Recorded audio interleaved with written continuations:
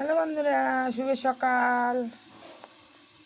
তোমরা কেমন আছো? আশা করি ভালো আছো। আমি ভালো আছি। আজকে হচ্ছে আমি সকালবেলায় জলখাবার কী খাচ্ছি জানো? আমার মেয়ে বললো পায়েস বানাও, পায়েস। ওই জন্য আমি পায়েস বানিয়েছি। ওই জন্য আমি সকালবেলায় পায়েসটা খাবো, এটাই খাবো।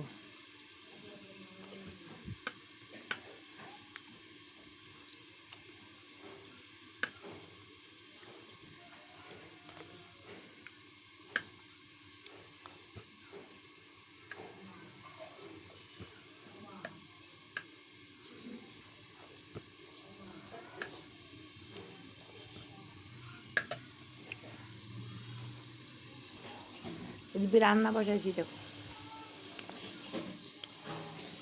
বড়া ভেজে রাখছি।